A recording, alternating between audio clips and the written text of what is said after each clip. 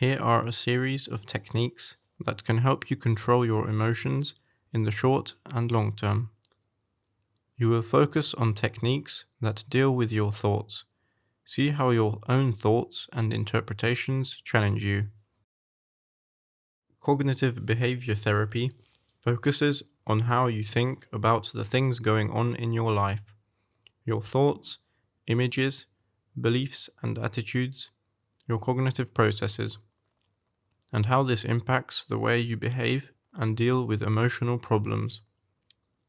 It then looks at how you can change any negative patterns of thinking or behavior that may be causing you difficulties.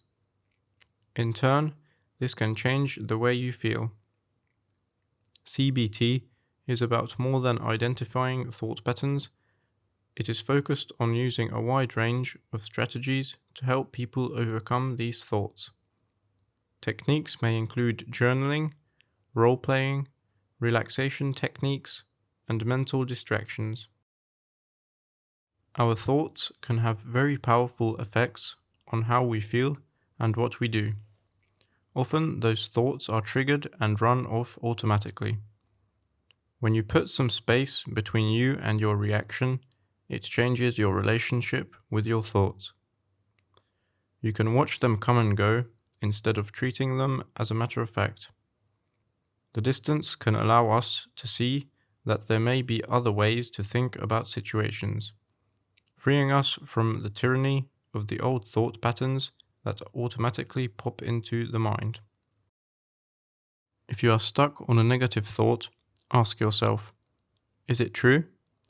Often the answer is, well, yes. This is the brain initially reacting, the autopilot you live with and believe is you. Is it absolutely true? Is this thought 100% accurate? Can you see the thought in a different way? How does this thought make me feel? Notice any storylines you are holding onto and name your feelings: sad, angry, hurt, jealous. What would things be like if I didn't hold this belief? Imagine possible benefits to your relationships, energy levels, and motivation. Sometimes negative thoughts include so-called cognitive distortions. These are exaggerated, irrational thinking patterns that are typical for most people and that lead to unrealistic conclusions and negative feelings. Here are some of the most frequent cognitive distortions. Polarized thinking, sometimes called all or nothing or black and white thinking. This distortion occurs when people habitually think in extremes. Overgeneralization. When people overgeneralize, they reach a conclusion about one event and then incorrectly apply that conclusion across the board. Catastrophizing. This distorted type of thinking leads people to dread or assume the worst when faced with the unknown. When people catastrophize, ordinary worries can quickly escalate.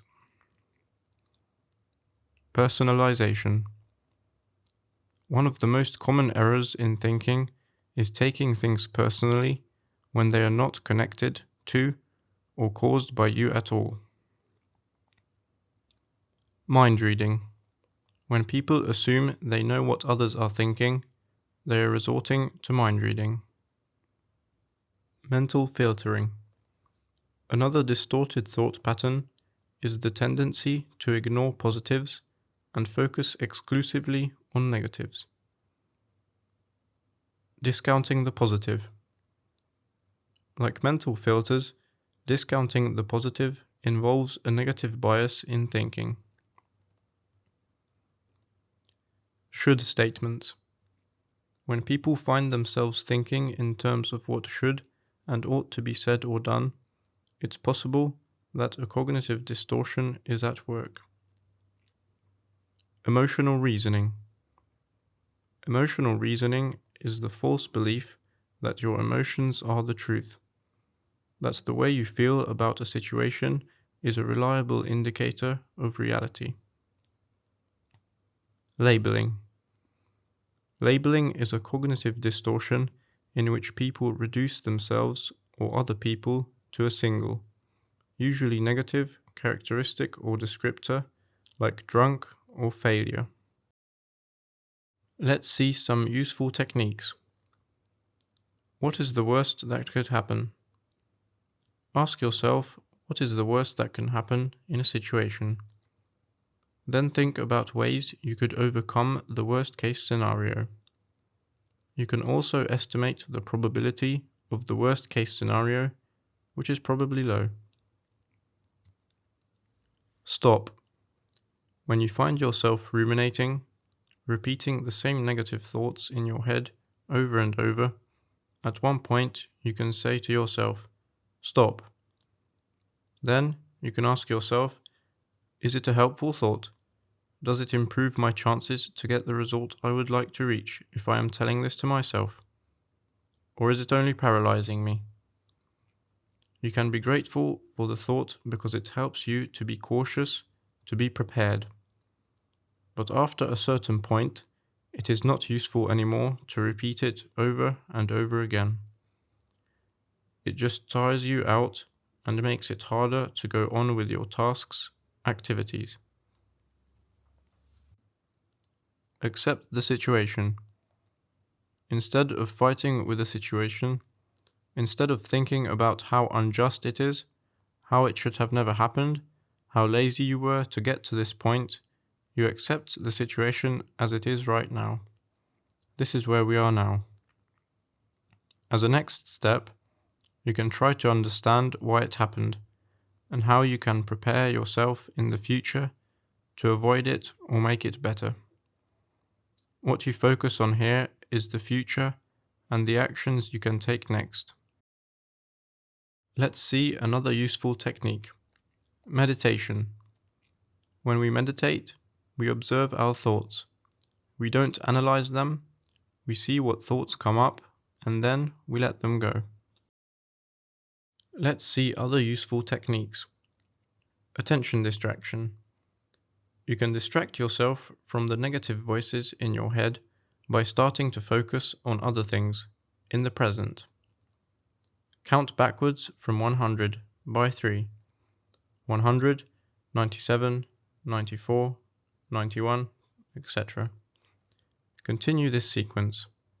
1A, 2B, 3C, and so on.